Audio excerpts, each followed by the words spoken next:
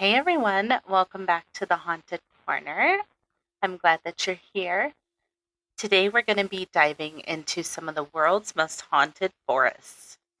You guys seem to be enjoying these two-part episodes, so like the previous ones, part 2 of Haunted Forests will be available only on Patreon very soon. So head over there to patreon.com/the haunted corner. You'll have immediate access to Cruise Ship Disappearances Part 2 and Haunted Roads Part 2. And then you'll have access to Haunted Forest Part 2 when it drops. And you'll get an email when it's available. So head over there so you're notified when it does drop. All right, let's get into it. Up first is the New Jersey Pine Barrens. The first national reserve in the United States was the Pine Barrens, also known as the Pine Lands, and it was established in 1978. It encompasses 1.1 million acres of preserved woodlands spanning 7 counties in southern New Jersey, and it has quite the reputation for its hauntings. The history dates back to 1200 AD when this area was first inhabited by Native Americans. European settlers arrived in 1694, and industries including the iron, glassmaking, paper, cotton, and clay production industries brought many jobs to the area. When coal was discovered, though, people moved west, and the area was left pretty well abandoned.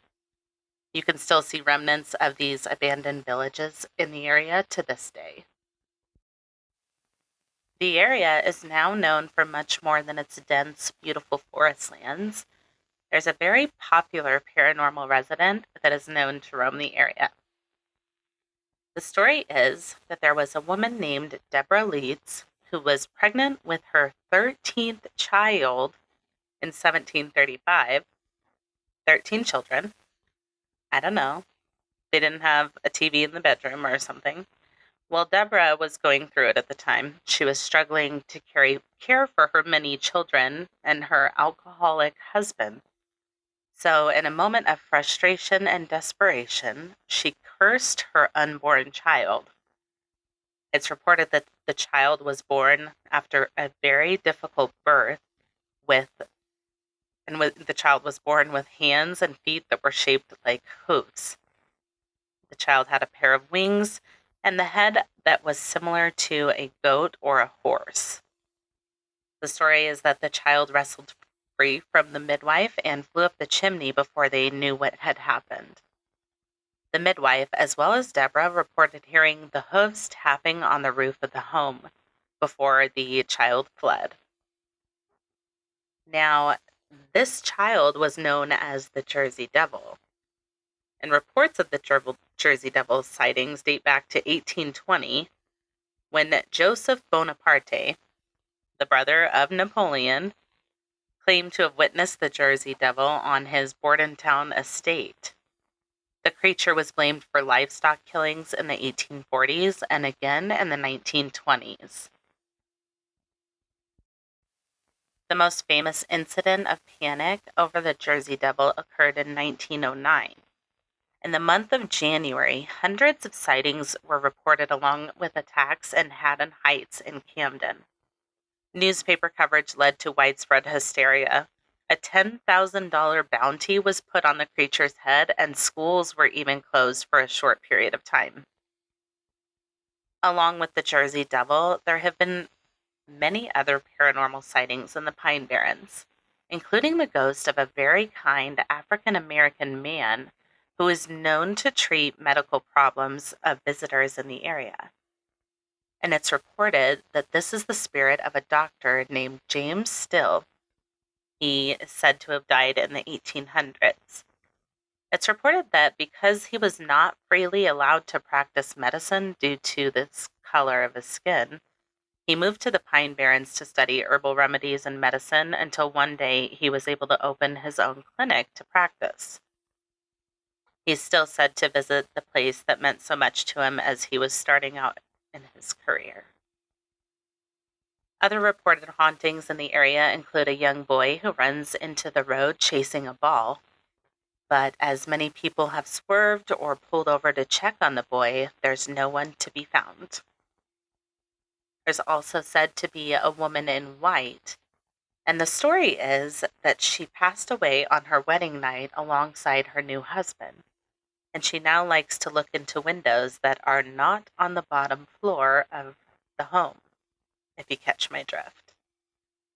So use extra caution when visiting the Pine Barrens, and watch out for the Jersey Devil. Up next, we're heading to the Dow Hill Forest in India. The Dow Hill Forest is located near Kursong in the West Bengal state of India. The town is well known for its lush green forests and picturesque landscapes. But behind the calm and beautiful exterior lies what is known as one of the most haunted places in India. There's been paranormal activity reported all over the region, but specifically inside the Dow Hill Forest. According to reports, there's a small stretch of road between the Dow Hill Road and the Forest Office, which is called the Death Road. The woodcutters in the area often report a bone-chilling sight of a young, headless boy walking and disappearing into the dense woods. There have been stories of blood-curdling screams coming from within the forest, and people have reported cases of being watched and constantly followed by someone, and some have even seen a red eye peering at them from within the woods. Some visitors have reported seeing a woman dressed in dark gray clothing who appears to be in distress. But as they get closer to help the woman out, the woman disappears with no trace of her. No footprints, nothing. She just vanishes into thin air. Not only is the forest haunted by many different reported spirits, the hauntings have spread to the nearby roads and even to the Victoria's Boys' School, where multiple unnatural deaths have reportedly occurred. However, the administration is said to have no record of these unusual deaths. Stories from locals include reports of boys whispering or loudly laughing in the corridors, and the sound of footsteps when the school remains closed during the winter vacations from December to March. Some people report, though, that these ghost stories are just that, stories. I guess you'll have to visit the school and the Dow Hill Forest to find out for yourself. Up next, we're heading to Mexico, to the Isla de las Muñecas, or the Island of the Dolls. And this one is one of my favorites. So creepy. Now, an island covered with decaying old dolls strung up in trees is pretty creepy on its own, even before you get to the dark origin story. Deep in the heart of the canals of Xochimilco is one of the world's most haunted and tragic locations, the Island of the Dolls.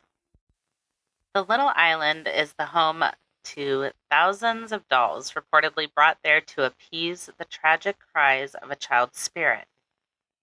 The story is that a man who was a native to Xochimilco once sequestered himself on the island away from his family.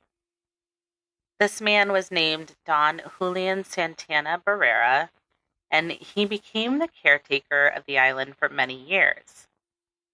One day, Don Julian discovered the body of a young girl who had drowned in the water.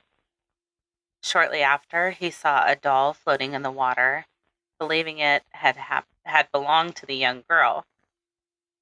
Shortly after the girl was found, he hung the doll from a tree to appease her spirit. However, many strange things began to occur on the island. Don Julian began seeing ghosts around the island, among other things he couldn't explain. And one morning, he woke up and he found that all of his crops had died overnight. So he began gathering dolls from wherever he could find them in various states of decay, some without heads, arms, or legs. He hung them all from the trees around the island as a way to keep the young girl's spirit at bay. Some people aren't sure about the validity of Don Julian's story, or whether the young girl even truly existed. But what is certain is that Don Julian dedicated his life to the young girl who died near the island, up until his death in 2001, when Don Julian was found drowned in the water, just as a young girl he dedicated his life to. Visitors to the island have reported feeling like they're being watched by the dolls on the island. Some have even reported seeing the dolls blink or move on their own. In addition to the hundreds of dolls, the island also contains a small museum with articles from local newspapers about both the island and the previous owner. There's a store and 3 rooms, one of which seems to have been used as a bedroom. In this room, you can see the first doll that Santana collected, as well as Augustinita, his favorite doll. Some of the visitors place offerings around the dolls in exchange for miracles and blessings, and some others change their clothes and maintain it as a form of worship. Many people bring their own dolls to add to the island. The only question is, will you visit the island and bring a doll of your own? I probably won't. I will observe from a distance, known as my house. Now, next on our list of haunted forests, we're traveling across the pond to Northern Ireland. A forest called Ballyboley Forest in Larne, Northern Ireland. For hundreds of years, this forest has inspired nightmares among locals and visitors who have experienced the hauntings associated with it. These hauntings date back to 1400, when, over a span of several hundred years, Ballyboley Forest was the site of many unexplained disappearances. People go into the forest, but they never come out. When locals would mount search parties to find the missing people, all that would be found would be an altar or some kind of monument. Most people believe that these disappearances were kidnappings due to pagan rituals or human sacrifices, and the most recent disappearance was a cyclist in 2012. Other strange reports in the Ballyboley forest include shadow figures lurking behind trees and wandering the forest at night. Some reports of these shadow figures indicate that the shadows are human-formed, but some have features of animals, which makes it even more spooky. These shadow figures are sometimes accompanied by chanting in an unknown language, which is understandably unsettling. One of the most popular stories associated with Ballyboley Forest is a story of a group of teenagers who were out in the forest one night on an overnight camping trip when they spotted a group of people nearby. They went to investigate and see who it was, but found nothing until later in the evening when the teens spotted 4 people walking towards them from the tree line. What was strange about this group of people was that they were carrying lit torches and walking towards the teens, who were obviously freaking out at that point. But before the figures could reach the teens, they disappeared into thin air. And as they disappeared, the teens heard what sounded like animals crying out in the distance. A man recalls a time when he felt as though he was being watched in the forest, and as he turned around to investigate, he too saw 4 hooded figures standing in brown robes with head coverings. He knew they weren't there previously, and as he went to investigate, he heard a loud screaming sound before the figures vanished. Another spirit known to haunt the area is that of a woman. One night, 2 men were walking through the forest when they heard the sound of large wings flapping, but they couldn't see anything. Shortly thereafter, the men heard the sound of a woman screaming in pain. The men were quickly leaving the forest at that point. They weren't about to hang out and find out who was screaming, but they then came across several trees that were dripping with blood. So, what had they stumbled upon? Well, the men didn't stick around to find out, and I can't blame them. The final forest we'll be visiting in part 1 of Haunted Forests is Robinson Woods in Illinois, which is also known as one of the most haunted forests in North America, and it's easy to see why. The Robinson Woods are known for many things besides the hauntings. including the smell of lilacs blooming even during the dead of winter. The woods were named after a man named Alexander Robinson, the former chief of the Chippewa, Ottawa, and Potawatomi Native American tribes. He was given the land as a gift. Robinson Woods is the burial ground for Alexander Robinson and his family, who lived on the property until 1955 when a fire forced them to relocate. And the spirits of the family members are said to still be visiting the area to this day. In 1955, 3 young boys who were 11, 13, and 14 years old at the time were found murdered in a ditch nearby. All 3 were nude and had been strangled to death, with evidence that one had been severely beaten as well. The murderer wouldn't be caught until 1994, and he was a man named Kenneth Hansen. He eventually was sentenced to over 200 years in prison, where he later died. It's reported that shortly after the murders, many strange things began to occur. In the 1970s, paranormal investigators were taking recordings near Alexander Robinson's grave when they heard the distinct sound of drums beating nearby with no explanation. Other reported sounds include the sound of an axe cutting down a tree, but when visitors go to investigate, nothing and no one can be found. There have even been reports of unexplained lights being seen by visitors who are unable to locate the source. Nearby the Robinsons' grave, there have been reports of the smell of lilacs blooming, even at times when they aren't in bloom, including during the winter. So if you like strange noises and the smell of lilacs, this might just be the forest for you.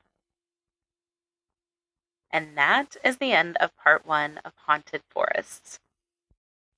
I hope you enjoyed it. If you did, head over to patreon.com/The Haunted Corner and you'll have access to part 2 when it drops. You'll also have access to the other Patreon exclusive episodes, early access to Monday's episode, and a lot more.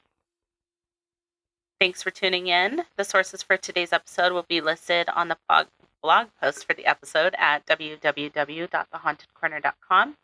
Check out the other episodes of The Haunted Corner available now wherever you listen to your favorite podcasts and also on YouTube, with new episodes dropping every Monday and Thursday. Follow us on social media at The Haunted Corner on Instagram, Facebook, YouTube, and TikTok. If you're enjoying the podcast, please be sure to tell a friend. If you have a case suggestion or a correction to share, please send it to thehauntedcorner@gmail.com or submit it through the website.